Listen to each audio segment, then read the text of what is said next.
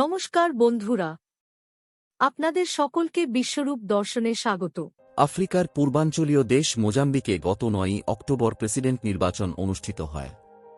ক্ষমতাসীন ফ্রেলিমো দলের ড্যানিয়েল চ্যাপোকে বিজয়ী ঘোষণা করার পর বিরোধী দলগুলো নির্বাচনকে কারচুপিপূর্ণ বলে দাবি করে। এরপর থেকেই দেশজুড়ে উত্তেজনা ও সহিংসতার সূত্রপাত ঘটে। এ পরিস্থিতিতে বাংলাদেশি প্রবাসীরা ভয়াবহভাবে ক্ষতিগ্রস্ত হয়েছেন। সহিংসতায় বাংলাদেশি ব্যবসা প্রতিষ্ঠান, দোকান ও গুদাম লুটপাট ও ধ্বংসের শিকার হয়েছে। স্থানীয় প্রশাসন ও আইনশৃঙ্খলা রক্ষাকারী বাহিনীর ভূমিকা নিয়ে প্রশ্ন উঠেছে। দেখে নেওয়া যাক এই পরিস্থিতিতে ওখানকার প্রবাসীদের বর্তমান অবস্থা।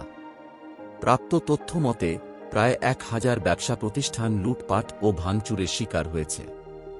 এর মধ্যে প্রবাসীদের দোকান, বাড়ি ও গুদামে হামলা চালিয়ে সবকিছু লুট করা হয়েছে। সিসিটিভি ক্যামেরায় এসব লুটপাটের দৃশ্য ধরা পড়লেও প্রশাসন কার্যত কোনো পদক্ষেপ নেয়নি বলে জানা গেছে।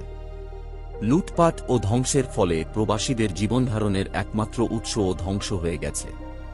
প্রবাসীদের উপর সহিংসতা প্রাণঘাতী পর্যায়ে পৌঁছেছে। সম্প্রতি এক বাংলাদেশি প্রবাসীকে ডাকাত দল পুড়িয়ে হত্যা করেছে। এ ঘটনা প্রবাসী বাংলাদেশিদের মধ্যে আতঙ্ক আরও বাড়িয়ে তুলেছে। মোজাম্বিকে প্রায় ১৫,০০০ বাংলাদেশি প্রবাসী রয়েছেন। এদের মধ্যে বেশিরভাগই চট্টগ্রাম, বিশেষত বাঁশখালী উপজেলার বাসিন্দা। বিক্ষোভের কারণে তাদের জীবন ও সম্পত্তি চরম ঝুঁকির মধ্যে রয়েছে এবং ভয়ঙ্কর অসহায় অবস্থার মধ্যে দিন গুনতে হচ্ছে প্রবাসীদের। এবার দেখে নেওয়া যাক এই পরিস্থিতিতে সরকারি পদক্ষেপ ও সীমাবদ্ধতার বিষয়গুলো কি কি। বাংলাদেশ সরকার প্রবাসীদের উদ্ধার ও নিরাপত্তার জন্য কিছু পরিকল্পনার কথা জানিয়েছে। তবে বাস্তব পদক্ষেপের অভাব এবং ধীরগতির কারণে প্রবাসীদের হতাশা বেড়ে চলেছে। উদ্ধার পরিকল্পনা হিসাবে সরকার এখন যে ব্যবস্থাগুলো গ্রহণ করেছে সেগুলো জেনে নেওয়া যাক। যেমন, অনলাইনে রেজিস্ট্রেশনের মাধ্যমে প্রবাসীদের নাম তালিকাভুক্ত করা হচ্ছে। প্রাথমিক পরিকল্পনায় মোজাম্বিক থেকে সড়কপথে মালাউই নিয়ে গিয়ে একটি অস্থায়ী সহায়তা কেন্দ্র স্থাপন করা হবে বলে সিদ্ধান্ত নেওয়া হয়েছে। মালাউই থেকে ভাড়া করা বিমানে প্রবাসীদের বাংলাদেশে ফিরিয়ে আনার কথা রয়েছে। তবে এই সকল প্রক্রিয়া এখনও কেবল পরিকল্পনার স্তরে রয়েছে, কার্যকর করার কোনো পদক্ষেপ এখনও চোখে পড়েনি। এই মুহূর্তে গুরুত্বপূর্ণ ভাবনার বিষয়টি হল, মোজাম্বিকে বাংলাদেশের কোনো কনসুলার মিশন নেই। ফলে প্রবাসীরা কোনো ধরনের প্রশাসনিক সহায়তা পাচ্ছেন না। স্থানীয় প্রশাসনের সহযোগিতা পেতে ঘুষ দেওয়ার অভিযোগ উঠেছে। প্রবাসীদের জরুরি পরিস্থিতিতে সহায়তা দিতে হেল্পলাইন বা কনসুলার সাপোর্ট সেখানে এখনও অপ্রতুল। এই কঠিন পরিস্থিতিতে সমাধানের পথ কি, ভাবিয়ে তুলেছে কূটনীতিক মহল থেকে শুরু করে বিশেষজ্ঞ মহলকে।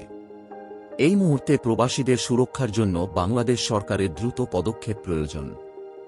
মোজাম্বিকে আটকে পড়া প্রবাসীদের দ্রুত দেশে ফিরিয়ে আনার জন্য জরুরি ভিত্তিক উদ্ধার কার্যক্রম বাস্তবায়ন করতে হবে। মালাউই বা পার্শ্ববর্তী কোনো দেশে অস্থায়ী সাহায্য কেন্দ্র স্থাপন করে প্রবাসীদের প্রাথমিক সহায়তা দিতে হবে। বিশেষজ্ঞদের দাবি, মোজাম্বিকে একটি কনসুলার মিশন স্থাপন করে প্রবাসীদের সুরক্ষা ও সেবা নিশ্চিত করতে হবে। মোজাম্বিক সরকারের সঙ্গে কূটনৈতিক আলোচনা এবং আন্তর্জাতিক সংস্থার সহায়তায় প্রবাসীদের নিরাপত্তা নিশ্চিত করতে হবে এবং প্রবাসীদের জন্য একটি কার্যকর হেল্পলাইন নাম্বার চালু করতে হবে, যেখানে তারা সহজেই সমস্যার কথা জানাতে পারবেন। যেহেতু বাংলাদেশি প্রবাসীরা দেশের অর্থনীতির জন্য গুরুত্বপূর্ণ রেমিট্যান্স সরবরাহ করে থাকেন, তাই এই বিপর্যয়ে রাষ্ট্রের গুরু দায়িত্ব হল বাংলাদেশি প্রবাসীদের নিরাপত্তা ও সুরক্ষা নিশ্চিত করা। মোজাম্বিকে বাংলাদেশি প্রবাসীদের চলমান সংকট শুধু মানবিক বিপর্যয় নয়, এটি রাষ্ট্রীয় পদক্ষেপের ঘাটতিরও উদাহরণ। দ্রুত কার্যকর পদক্ষেপ নেওয়া না হলে এই সংকট আরও গভীর হতে পারে বলে মনে করা হচ্ছে।